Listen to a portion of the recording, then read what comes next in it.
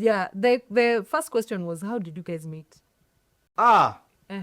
Ladies and gentlemen, iliwaambia walikuwa mnati.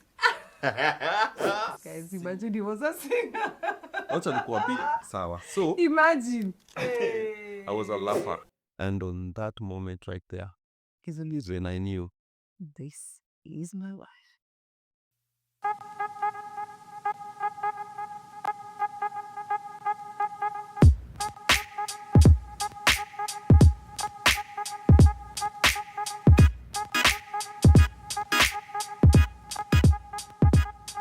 And we are back. na niogo dakara. Aya, guy. Tuge niogo dakara. Tuge yuekira shia kiria. Iria shia kiria. Guy. Gosh, my God. You're wearing those ones, huh? Aki does show anyone. They look nice. Please don't tell anyone. Don't Dogo ni kama pesa ilitumika.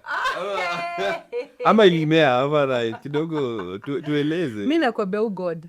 Who God? Ebu try God. Unapendeza. Try God. I had to do that before into this episode, but hey, look like kigezi sana. Hi guys. Video ni kwa sababu vile inapendeza. Hello people. Hey guys, hello. Karibuni sana. Welcome to just the six of us from the Gachiri family to yours. I hope you're having a lovely new month. From us, I wish all the best. This is episode 4, imagine. Episode 4. And they are back again. And you are back again. You know, it's amazing when people because you are the gang. Yes. You are my gang. Yeah. So thank you so much, guys, for coming back. I think GCG translate kusoma a few comments. Oh yeah. Okay, the two previous episodes were back to back. We didn't get to read comments. But I think some comments actually really need some shout outs. Yeah, true. Yeah. True. Okay, tuanze na naona hapa kisema Kinothia Jugona Music is saying we need 2 episodes a week. My God. Alafu mpaka anasema by management. Okay, the management akipoleni audience ndio management. Tunakubali. Ni ukweli guy, 2 episodes a week. Okay, tutafika hapo. For sure tutafika. Tunafaa tu introduce kitu inaitwa katipja. Hapa hivi kwa screen hapa hivi. Tuweke katipja alafu tuweke katila hapo tuambie unaweza support. Ni ukweli support. Episodes. Ndio tujaribu tuone ama tunaweza ziskuma skuma. True. Kuna mtu hapo pia amesema ito Jiambo amesema mjue tuliwacha kuona mkuru juu yenu. I'm like, no. Mtenda back to back. Alafu mwambie watu wa mkuru wakuje hapa. Unajua mkuru kwa subscribers. Yeah. Ama tulete mkuru. Ama mkuru atulete. It is either one and the same, but we are manifesting. One day, all these CPS sisi wish yetu ni ku produce as much content as possible for you, for us. Yes. So when we get we get everything in order. Yeah. Why not? Yeah, why not? Someone is saying, Mary Moneki is saying, I'm really encouraged. All glory be to the Most High. Thank you so much. And that is the purpose for this podcast, by the way, to just encourage, to listen to our stories, where we've come from, where we are headed, where we are at right now. And, to just encourage someone and, true.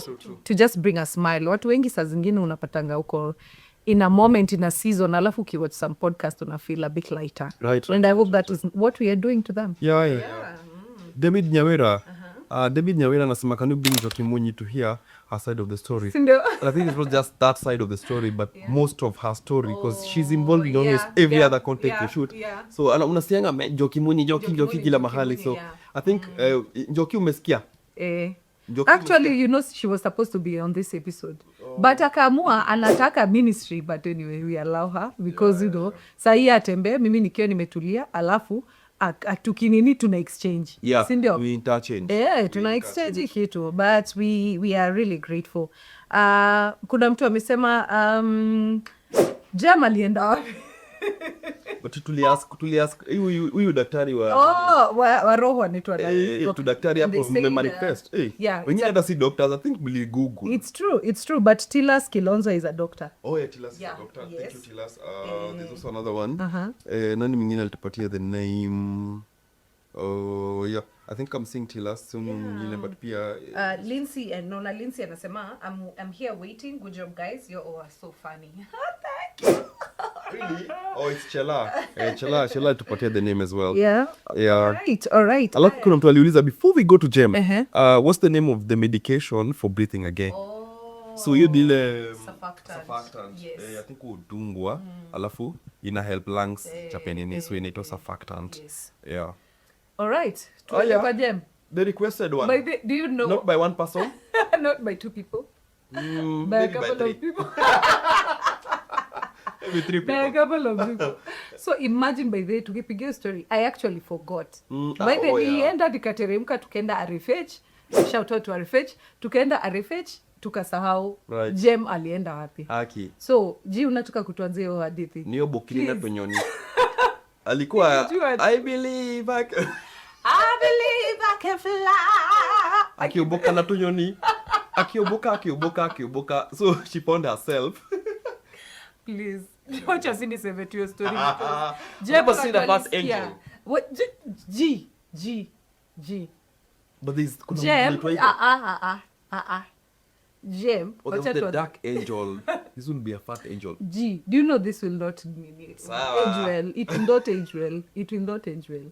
So, Jem, madhe akaenda. Madhe akatuma na watu wengine waende penye nilikuwa nimeenda, and then she decided she will take Jem to the hospital. Right. So someone came with a car, wakaigiza Jem ndani, and they went to Mama Lucy Hospital. And she got some stitches. By there alikuwa she had a very big wound hapa karibu na macho. Actually ili miss macho na a small inch, like it was almost hurting her eye. But alikuwa na big cut, akaenda akaget some stitches. And now ako sawa. By the way, you can't even tell because the stitch iko ili healed. Yes. No, she healed. Ali healed. Mtu mwenye anaburuka ali healed. Yeah, but the lesson hapo ni please always have people who are praying together with you, because mi naona kama si madhe angekuwa ange arrest in the atmosphere, things would have been very ugly. True. Mother knew ilikuwa me pray about it. I asked her prayer warriors. It's true. True. Yes. So that is what happened with Jem. Jem is fine. Yes.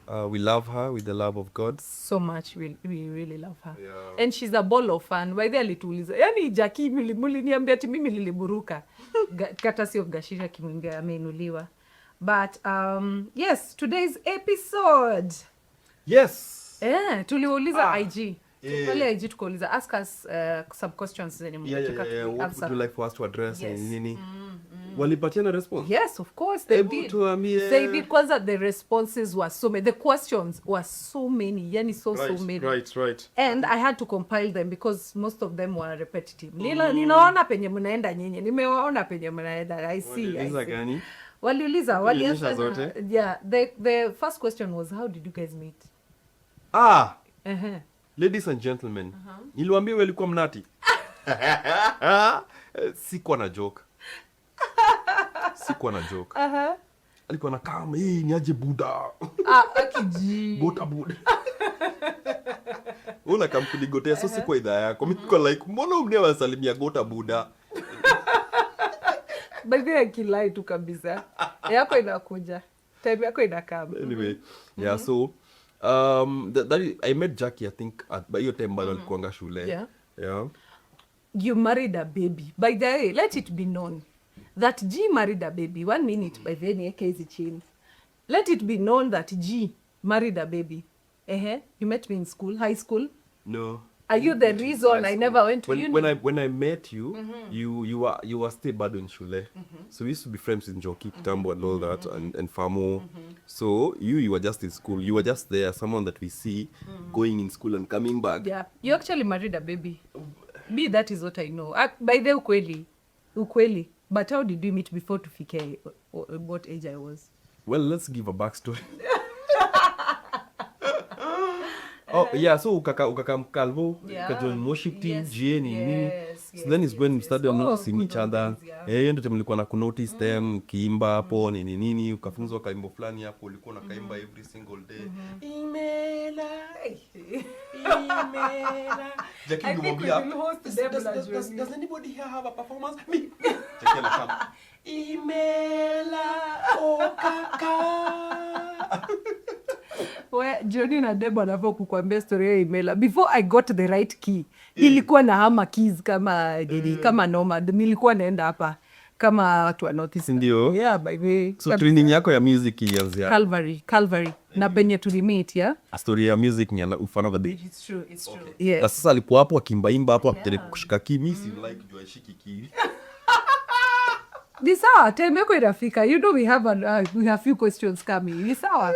You know I'll take this. It is okay. So I think a year or two after in 2013 is when now we normally used to do cantatas at Calvary Covenant Center. In my other life I used to be an actor as well, a stage actor. After you being a singer. Yes, guys, imagine he was a singer. You want us to address that here? No. Okay, sawa. So imagine. I was a lapper. Lapper. Mom, I want to become a rapper. Ati nini? Iwezekani. Rapper. Na unajua kuimba. Kusomesha university. Lapper? Nonsense. Anyway, so your season in nini? So we were given a cantata by Pastor Harry then. He was the youth pastor. Yeah. Akasema, you know what? Mimi ndio nilikuwa napanga makantata hiyo time. Yeah. Tuna choki, mnamwandika ma script nini, tuna direct. Kasama. Kina kama. That day we decided this might be our last one. Oh. Yes. You guys were growing older. Yes, not. And you are looking for young wives to marry. No.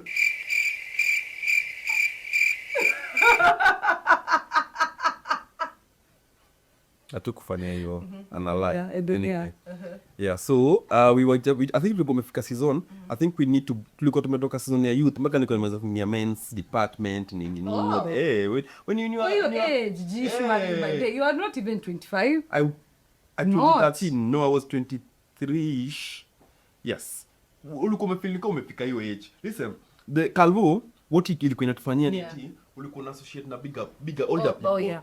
Unaget? So if you are in the same meeting with Pastor Harry, the same meeting with kina Johnny, so una feel ni kama you are a bit in that age, so taki kuassociatana nao. You wanted to give teenagers an opportunity now to come up, could do. So si tukaingia into part of the directing. But in that day, in that season ya 2013, when we decided, you know what, wacha tufanye moja yenye inakaa ni kama tumejinclude sisi wote wenye tulikuwa previous actors and a couple of other guys. And then tuichape. So I think Pastor Hari akasema, you know what, kuna kasichana hapo pia anaitwa Jackie, na sasa kamekuwa akifanya binare zile za wewe ndio ulikuwa unafanya shule. Unataka kupass je ulikuwa unaenda kazi. By the way, unajua ukienda hiyo high school yangu certificates zote zenye ziko, trophies zote zenye ziko kwa hiyo walkway ya staff room, courtesy of me. Actually hiyo shule wanafaa kuniita ni address watu niwaambie 5 points. They are that makes sense. This school 5 ways of making it out there. Yes, and making your school proud. So Pastor akasema amu angalie mdemu. Msaidiane kuandika script. So siku tukasema niaje wacha tuingie boardroom. So we had a boardroom there, ilikuwa na one seat. So vitu zingine zilikuwa zinachonga zinaekwa kando. Kama nasikia kande zingine story. Ako tu hivi hapa alikale na kutoa point. Hizo vitu zilikuwa za wageni wakiwa vitu zinatoka. Sile wageni hao yuko kulikuwa na kiti moja hata hivyo na backrest. Kama unataka kuingia kwa story.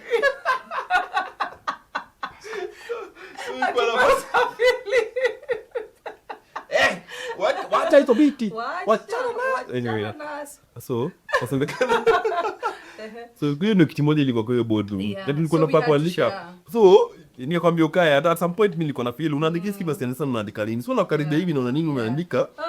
Strategy. So unaandika hapo, so mimi niko hivi. Umeandika hela kwambia and then now huyu mdemu ataitwa hivi, wewe nini, Mary atakama fanya hivi, Joseph budake nini, so tuko na penny stories. Tukaongea. And on that moment right there is when I knew This is my wife. this is a pretty girl. we can work on the off keys. We can work on other things, but this one right here is a pretty girl. So from there, I think that's how I approached. Pursuing. That's how I I met your mother. Wow. Okay, that's an interesting story. By the way, do you know, funnily, I don't think I've ever told you. You know, from that moment, and then after the script, ulinizindikisha tukienda nyumbani. Yes. No. You know, from that point, I knew you would pursue me.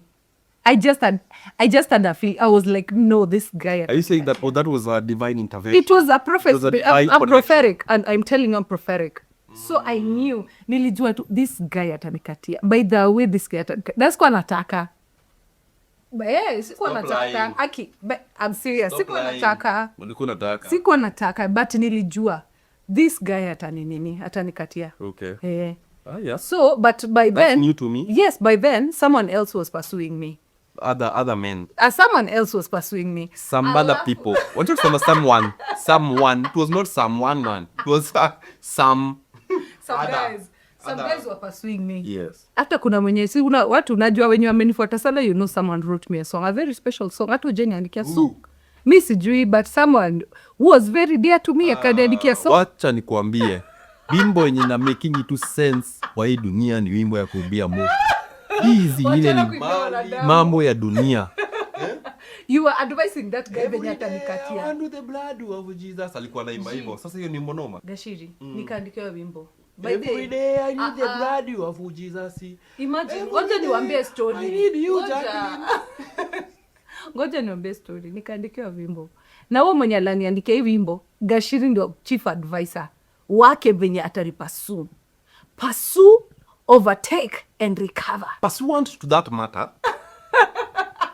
Kumbe wewe mwenye unamuadvise venye atapasu, unakuja una-apply hizo points on me. You see, kitambo I used to be a love doctor. Tell us about it. Kitambo, young men, you know, We were coming young women, we used to come to me for advice. Yeah. And then I go for advice from Kama. Johnny. Kama anataka hivi nimwambie aje. Anyway, they used to come for me for advice. So unampatia not one, not two. That's what I'm saying. It's not some one. It was some people. Some men. Walikuwa na kama waniambia by the way, ule mdem beste ule mdem ule sister Njoki no sister Njoki alikuwa sababu beste yangu sana wananiambia ule mdem ule sister yako ni beste yake ni beste yako huyu anakaa ndo Jackie anakaa fiti ambia ni kweli anakaa poa cheki mimi na sijui nimwambiaje na shindwa unawapatia advice ambia acha nikushow bro yeah adikia mtu wimbo guys tafuta tu words to proverbs siandike mimi by the andike mselesha ukitaka mse pasu bro pasu usilegeze ishia in fact na ukishia usiende na aggressive usiende ukiwa aggressive ishia na decorum onyesha mdemo kwa idhaa yake na usiogope una get so many advice na advice nika kijana mdogo but you see in battle men wanataka equal chance hence why I told them go tuende hapo tupigane wote tuone nani ukusema tuende ulisema endeni alafu ukawajoin later ukawajoin ukaovertake you pursued overtook and recovered all without fail. That is true. Jackie girl sasa unajua ningekuwa tunazikia mawimbo singewaambia msiende junge jua so imagine ingekuwa Jackie girl mama Sifa mama Kena mama Kene mama Juda again sasa ingekuwa track number a whole album alafu uja niandikia hata song nimekuandikia Jija niandikia song Jackie girl babe unataka tuende hapo kwa music because ngasema Kenya ulifanyia music yangu sorry question number 2 that is how we met is that how you met me? Yeah it's about the same. Did you used to see the flamboyant me in church and everything? Nope amesota mi kama twin-insert hizo wongo sikuwa nimesota twin-insert hizo photo mimi sasa nilikuwa na tunga kama nipatie hizo photo Eugene nisaidie na hizo picha insert hapa in fact insert hebu weka za Jackie kwanza ile hebu weka hizo insert photos makombea kijana alikuwa anakaa problems tafuta za Jackie kwa Sahara so mimi na feel sikukuona hivyo mimi in fact I believe God alinifunga macho na akakufunga macho ndio tuingiane na destiny juu if our eyes were opened aungeniangalia mara mbili na singekuangalia mara mbili why do you think ungeniangalia mara mbili Julie niangalia ulikuwa unakaa nini? Shida. Ulikuwa unakaa Jia alikuwa anakaa kabota, alikuwa na machingi bota na inaitwa nini? Bota na viatu. No. Mimi nilikuwa na bat top na shoes. Nikivaa yellow top. Na Sunday bota ile bota ya maroon. Nilikuwa na bota ya maroon na tu moja. Bota ya maroon. Sikuwa na ingine. Na lofa za maroon, unakumbuka? Unakumbuka huyo? Kumbuki hizo na jezi ya Brazil. Ya yellow na viatu za yellow. Mimi ukijana watu wa green, viatu za green, kima top ya black na viatu za black. Yani nilikuwa nawaweza. Kuna waweza.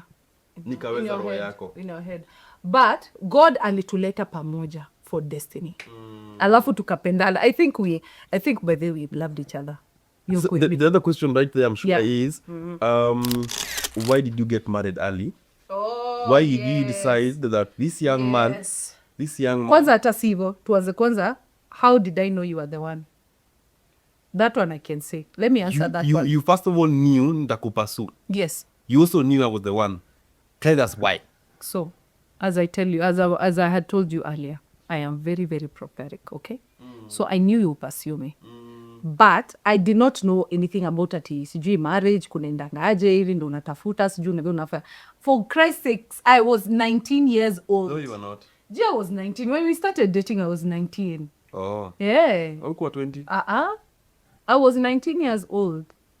So, sikuwa tina points za nini. Me, I was just in love with this young man. Mwenye anavanga vizuri msafi. Thank you for saying young. Mwenye anakaa mhandi na ready. Unajua? So, if you know G's hair, it is very soft. So, kijaribu kwe kade. Zilikuwa zina kanodu. But and he had the question yangu ni asaba hivyo ndio utaongea. So mimi, this is where I believe that God knew msichana nikikosa saa hizi kumtoa kwa hii soko hata minister. Because kusema ukweli angekosa kunitoa kwa hiyo soko, I think ningekuwa nimetupwa left right and center mpaka yani history ya administration ingekuwa tu kaput done gone. So me, I think that one was destiny from Jehovah Lord, and I am grateful that I made that decision. Because if there's something I did even after marrying you is allow you to thrive in your in your own talent. Yes. That is and part your of calling. the question. Yes. Because if I hadn't done that, if you had met probably a man who was like, you know what, after marriage you're done. So ingekuwa you cannot ungeendelea ungekuwa the Jackie we know now. Ingekuwa Jackie the late. The previous Jackie that used to sing. Guys, you see what I deal with. So I did not forget how I found myself here. I'm not sure. Anyway, why did you get married early? I think I've answered it. How did I know you are the one? Yeah. I think literally God set it up. Mimi, that is what I can say. Sina points mingi za kusema ati nilichoose nikafanya. But what I know is that mimi when you mesema in Calvary tulikuwa tunajua associate na people who are grown up. So mimi mabeshte yangu ni kina Deb na Mtosi, kina Karonjo like hiyo age kubwa kina Shiro. So their discussion was marriage nini. So me, that was not a weird conversation to have. That was not a funny conversation to have. Jackie amesema wewe ni hizo age kubwa. Ni kidogo, like a bit mature than hizo age kubwa. Kamention Jackie. Jira try kunipiganisha na familia yangu na Mr. Aki. Okay. So the conversations that we used to have were around marriage, nini. So that was not weird to me. But Jia alisema, can you get married? Me, I was not. It did not feel like a weird conversation. Nilienda uni? No, sikuenda. Okay, that is a story for another day. It's not about being married. It's about family stuff. But imagine, mimi nikasema tu, yes, tuende. Because mimi nilikuwa naona that is such a normal thing to do. For me, if you ask me, and if I'm being honest, I'd seen quite a few things in regards to relationships. Then haikuwa inaitwa character development. Hiyo time ilikuwa inaitwa sanity development. I think ukweli you are insane. You ulikuwa na drive, you are insane. Na hizi maneno za mapenzi fezi. Yes. Yes. See, I used to date kutoka nikiwa high school huko. Yeah, I think primary school J. Where ni lover boy. When I think primary school because hata mimi venye nilienda shule ilikuwa kimiujiza. Oh, true. So unapata at the age where you're supposed to be. I was speaking my ID when I was joining Form 1. Kijana, how long have you been in Form 1? How long have you been? I was speaking my ID. I think our stories are very similar. So unapata mimi sikuenda shule nikiwa myang. Hizi my young tender ages equally sikuenda shule. Money. So when ilikuwa money problems and the fact that maybe leo ma stories za uchokora, ma stories za kutoka home unaepa unaenda for a while unarudi. Unaget, so ilikuwa hizo ma challenges too. So when nilianza kujijua na pa kuwa nasoma watoto wenye wako wadogo kuniliko na wananitunza. So kingia class unaingizwa class na watoto. So una feel mbona mimi naingizwa na watu ibako naipata na shule. So by the time unaanza kurealize wait I just need to be serious about it. Yeah, it was too late. Hence why after hizo dating for me was not when I was a child, because when I was actually mature, because I matured too soon. Unaget. But after nimemaliza shule tu hivi, I was like I nimeona vitu mingi sana. Dating nini nikaingia Calvo, dating mambo ikaendelea. So for me I decided, you know what, at this age is not so old, is not also not so young. I asked around. My grandpa married when he was I think 24. My grandma was 19. My mom was married when she was 18 if I'm not wrong. So I was like sijachelewa. Unajua na pia siko that young. I was 23, 24. I decided, you know what, me the next person I am dating is my wife. I am marrying. So on that seat when I was, looking around and we were writing those scripts, you were asking God, is she the one? Yeah, I was like, is this a wife or will I date this one and again? So upon the nili your warrior, I think I need a wife and I need to make this one my wife. And if I'm making her my wife, I have to be very sure. So we dated for how long? Like 2 years. Yeah. So we dated for 2 years. Got married at 21. You were 21 and Gachiri 3/4. 21 and 3/4. 21. 21 and 3/4. There was no 3/4. Tell the story that I was also 25. We 21 and 3/4. We decided this is it. Hakunanga quarter. It's either you're 21 actually, I was 22. 24. I was turning 25. So if you were 21, I was 24. Okay, sawa. Sawa basi. We got married at that age. Yeah. 21, 24. At the tender age of 21 and 24. I knew I wanted a wife. At the end, at the very teenage age of 21, I got married. 21 teen. By the 21 is that it's still teenager. How has Una that countries been? that are 21 huwezi kunywa pombe. Pombe? Uongo 21 to the legal age ya kunywa pombe. Nasema mpaka ufike 21 vizuri. Mimi sikuwa nimefika vizuri. Ulikuwa 21 and 3/4. Yeah. But like, when you listen, how has it been? How has it been so far? Like would you advise without the whole story? Yeah. Since we got married, maybe the first 5 years, how were they in terms of were you trying too much to be a wife? Were you learning? No. What was No. I wasn't. It was just easy. Because I don't think nowadays kuna the traditional way of being a wife. So it's how you choose to live. Na mimi na feel ulikuwa una make it easy because hatukuwa na utrade ati wewe kuwa bibi wewe ni wa nyumba wewe wali wa kufanya hivi na hivi. I think it was quite easy to adjust. Ilikuwa ngumu kidogo because Gachiri akiishi peke yake alikuwa ana clean, anapika, anafanya nini, anaosha nguo, anazi iron. Do you know a clean guy? Mpaka hata saa hizi mama yake anasemaga niye Sami are modheru. Like Sami was such a clean guy that ako hata nguo zake zilikuwa zina mixiwa na za brothers wake. Alikuwa tu his clothes have to be aligned vizuri, zipigwe pasi, zifanye nini, zioshwe, zisafishwe, aoge 3 times a day. Like he was that guy. So after all that, me knowing Sami like that, alafu tunakuja week 1, yeye tukitoka ministry season nimechoka, yeye akae mimi nipige. Nililia week 1 since then. Kila mtu anafanyanga kazi akipata kwa nyumba. Si ndio? I think that was the hardest adjustment, but we adjusted. I don't think it was that for me hard. Ilikuwa concept you've been doing all this so perfectly. Now when you get a wife, it's going to be easier. You're not going to be that tired. A wife will be doing that for you. When I get so in as much as that there was no traditional aspect of our marriage. You expected something. I had expectations in terms of this is what a wife now does. Yeah. Una get? So when we got into it, I was like, why mbona This wife not doing it. mbona why you not doing it? Yeah. Mbona ni kama sasa kuambia Yeah.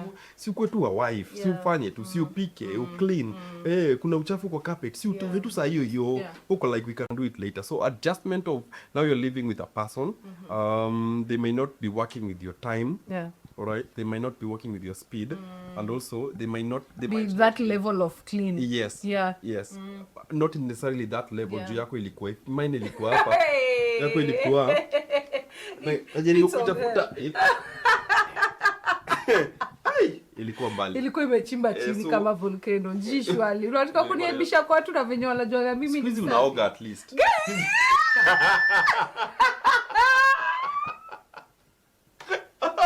Gachiri, unajua watu wanachukua ngao kitu wanakimbia nayo. Sasa ndio na many people wacha kwa huko nje waseme si. No, one year into it, ulikomeza sasa kung'ara.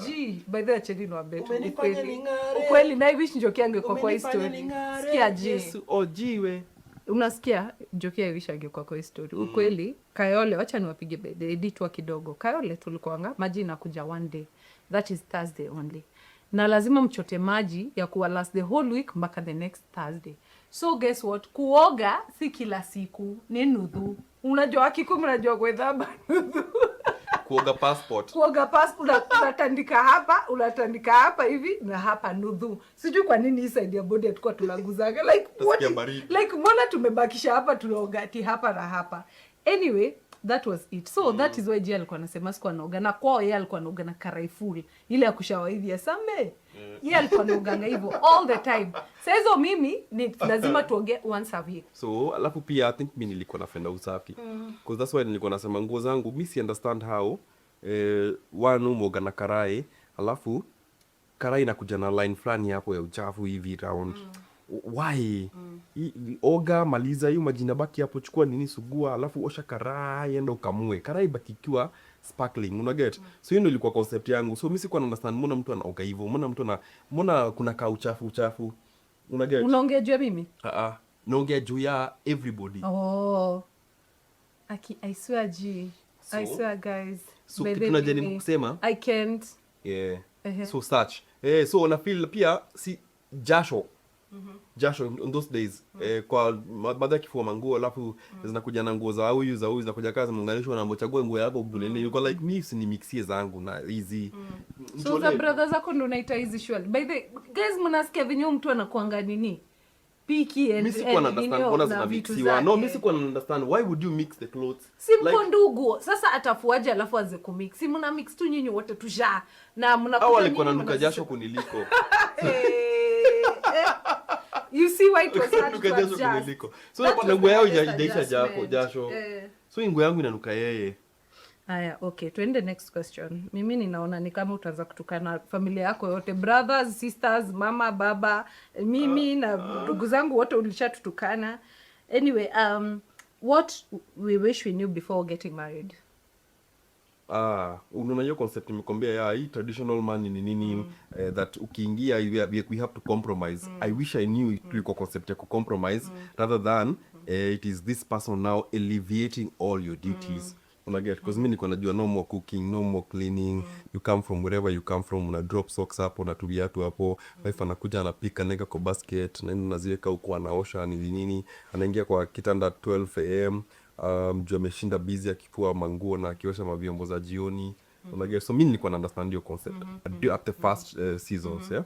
I will say maybe the first year until later God akaniambia I don't think this person is that person because this person is also a And it minister. took God.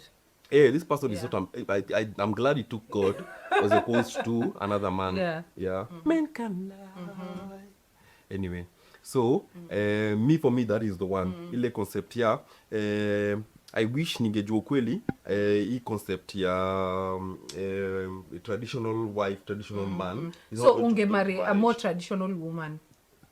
No, not necessarily. Yeah. Ninge change my attitude in the first year of our marriage. Singekuwa na hizo demands. Okay. Na ungekuwa na struggles mingi sana. Yeah. Because ukweli adjusting, he is not wrong with the expectation, but ni expectation versus reality. And I think your episode tutaita kina Njoki na Richi. tuongeje expectation versus reality. Juu zinakuanga dead, right? Zinakuanga you expect this, you get this. And it is usually not easy. I think what I wish I knew earlier before I got married was to just, I think, take more time. I don't know if I would want to get married that early. I think to just take time and learn, because nimekuambia saini after getting the kids, kwanza after getting the twins, that is when I've started discovering who Jackie is. Because mi nilifeel nimetoka primary, high school, marriage, motherhood. Like hakuna mali nilika peke yangu nikafeel there's some space to discover myself. Na kujua mi ni nani nini. So sometimes hata ulikuwa unasema this Jackie ananishock. Juu mi sijui ni nani. Unakumbuka ukirukia vyo conversation? Yes. Unasema ujui mi ni nani, ujui this new person ni nani. Na saizo mi na feel, oh my God, sahi najijua, sahi niko hivi, this is me, this is a new me. Na huko zile za okay, who is this? So I wish I knew that early. The same question, if you ask me, yes, I would still marry you. But at that age, I don't think so. Yeah, Yeah. we will have probably waited some Probably. five so years. 5-6 years. Okay. Yeah. 5-6 years will have been what? 28? 26, 7. See, I was 21. 5 more years, 26. 21 and 3/4. Okay, 27. 27. Yeah. Okay. 27. Okay. Well, if I'm asked also, Yeah. maybe we could have waited. Yeah. But I really think if we had, maybe things would not have been the same. It's true. I don't think in 5 years You would have waited. One the same. You're quelli. Because if you're telling me there's a cycle of change that happens in a woman or in a lady at that age wako hivi, a certain age wako hivi, nifika mahali ni feel now you're becoming now Yeah, another I person, can't, yeah, Also, probably, yeah. you feel probably. I'm saying probably because I don't know. Yeah. So maybe I think we end up together. Yeah. Are there some qualities that you saw in me yenye ilikuwa inakaa wifey? That ulikuwa zile za no, I have to for back me- this one. For me, you see, Yeah. it's not like I'd seen you the way you wash. Never used to. What I'm It's true. I never used to. no, for me it was. Yeah. I think equal concept here. What she can do for me is how she is with me. Understand? So me nilikuwa like if this person makes me happy, unambiango in marriage ama in a relationship, you choose because you can't have it perfect. You can't have 100%, definitely. So you choose Yeah. one, either you're getting 40% good Yeah. and 60% bad. Yeah. And if it's 60% bad, the bad can you handle it? Yeah. So if it's an evil you can handle, if it's a bad you can handle, then you're able to handle that woman. Yeah, Unaget? yeah. But ikifika, this person has a percentage that I can't handle completely. For example, if this person is very aggressive, maybe abusive, unaget, and you feel that one I can't handle, the abuse I can't handle, Yes, then you just rather run. But if you know you can handle, unaona wanawake wanasemanga, mimi nikikaa wiki mzima kama sijagongwa kofi. Pendwi. You anipendi. Anipendi. Anipendi. So kuna wale watakaga hiyo. Like, what I'm saying is if it's an evil you can handle, then you're okay. Yeah. For me nilikuwa like I have seen so much evil in a relationship. I've seen so much. I'm like this one I can't handle, this one I can't handle. Yes. I've seen Jackie, all right? I've known her now for 2 years and I'm like, you know what? I have seen the good, the bad, the ugly, and I'm okay with the bad and the ugly. Yeah. I can handle it. Yeah. Unaget? So I'm okay even if things get rough with us because I can handle it. Me, I think one thing I saw with you, you are very, very kind. I think kindness to me is very key. So you are very kind. And then also, wanasemanga, every woman looks for a father in the spouse. So pia mimi na feel ni kama I was looking for a father who is opposite my father. Because, yes. Because you didn't have A relationship with my relationship dad. with that, So so I like- think I was looking, there was an empty space that I was just looking to nini it. So as much as I was looking for a spouse and a person, I was also looking for someone to fill that fatherly void. And I think you did. Because ukweli by the women, I think tunadanganyanga, but some part of us want to feel that fatherhood. Want to feel that kubebiwa kidogo, kupendwa kidogo, kwanza us who did not get that love from our father. Okay, So we need, there's like a space that tuna feeling hivi kama we need to fill. And you ticked that box. Yeah. Call me daddy. Yeah. Oh, sorry. Mi Minister Jacqueline, you're in trouble. Minister Jacqueline, mtu watu usinikasol tafadhali, usinikasol. Someone asked me, how important, Jesus, how important is it to marry someone who understands your calling? Okay. How important is it to marry someone who understands your calling? I think it is very important. Let me tell you. Most ministers, kwanza Kenya, I don't know what happens. Someone was very vibrant in ministry, then they get married, and you never hear about them ever again. Unakwanga zile za, by then nani aliendanga wapi? I don't know what happens. I don't know, they immerse themselves so much in marriage that they forget their calling, ama they are a minister. Ama their husband ako like zile za, no, now you should not do that anymore. I need you at home to do this, to take care of the family and stuff. Right. I don't know, but getting someone who understands that and anaibeba na uzito yenye ni kama ni yake, that is so important to me. Because me, after I got married to G, mi niliendelea na huduma, naendelea group tours, nini, tunafanya hivi. Yes, it was a bit strenuous, but G alikuwa zile za ni kama ni ministry yetu. See ati my thing, it was like our thing, sindio? So it is very, very important. In fact, if you sense, women, let me just talk to you who are in ministry, and you're not yet married. If you smell a sense of someone anakuhintia ni kama tukioana ministry yako imeisha, please, it doesn't matter whether he's an angel who dropped from heaven. My sister ran.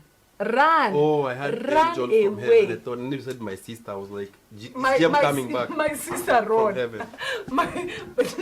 Unajua matakutanika na nitamleta kwa hii podcast pia kufanyia vile unafanyia. So my sister ran. So it is very, very, very important. Wangare, yes, tuko na watoto. I know you know that. Get out of their place. Good job. It is very important that you marry that person who understands it, okay? Right. Last but not least, what advice will you give someone who wants to get married, who are planning to get married, young people who are planning to get married? First, how young?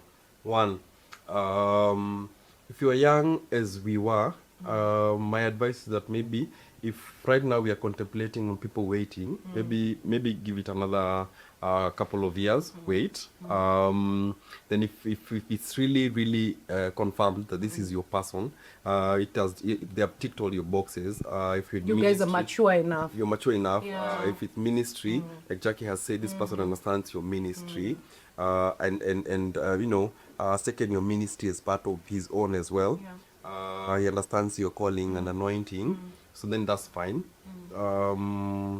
If ukweli kabisa ni kama bado kuna ma red flags hapa na pale, it's not just for the man, or it's also for the women. Yeah, so if you're a guy out there and you're seeing some red flags and you feel like you can't handle them, because if you are young, then wait. If you can't wait and you have red flags that you can't handle, for real, like you can't handle, because like easy, huyu akiactive mimi na feeling ni kasi zanangi na then run. Just run. Leave it. But if you were like this is an evil I can handle, or this is a bad I can deal with, then that's fine. Yeah. Me, I think my advice would be, kama mko prayerful, I hope we are talking to people who are prayerful, who pray together, and God has led you to that direction. By all means, please go do this thing, because unajua God ana kusaidianga una deal na some bad things, some evil things, some bad characters. So kama ni God anakulead hapo, please, by all means, do it. The earlier the better. Ndio msiende tena. Unajua we have dated for 7 years. Hao watu hapana, please, you know what you are doing. Please, you stop doing that thing. If you are planning to do it, please get married. Get married first and then muendele. But please check on some things here and there. Get married. If you feel ni kama kuna ish, please don't. But we encourage godly marriages, godly couples, godly relationships. Right. If that is your situation, please, by all means, tafadhali. Love is amazing. Family is amazing. Right. Yeah. It's well. It is well. And by the way, I did a research. I came to find out watu wenye wanaoananga wakiwa young, those marriages zina lasting longer, because mulioana before mjue a lot of things. No, kama hata mimi nasikia hata kuka yangu na shosho yangu walikuwa the same. But they are in their 90s, wamewana for the longest time. Yeah. My grandma was 19 when she's getting married. You hear most couples wakisema we were very young when so we met. labda hiyo ni 70 plus years. So una feel when you were young, I think mko vulnerable to each other. Na ujui vitu mingi. Ujui a lot. You just walk on average so much. Yeah. And that is it. Thank you for watching this episode. Mazee, please don't forget to subscribe. Tukimaliza tu hivi hiyo ni montage kiran. Subscribe, share, comment, like. I hope you enjoyed this episode. Yeah, and the reason we are saying subscribe now as opposed to before is because kuna wale watch wanamaliza lakini after wamemaliza bado hawa subscribe. So the 90% of you who are watching without subscribing, how about to surprise this time? Ni ukweli. All right. Until next time. Bye bye. Bye bye. We are just the 6 of us. 1, 2, 3, 4, 5, 6. Bye guys. Bye bye.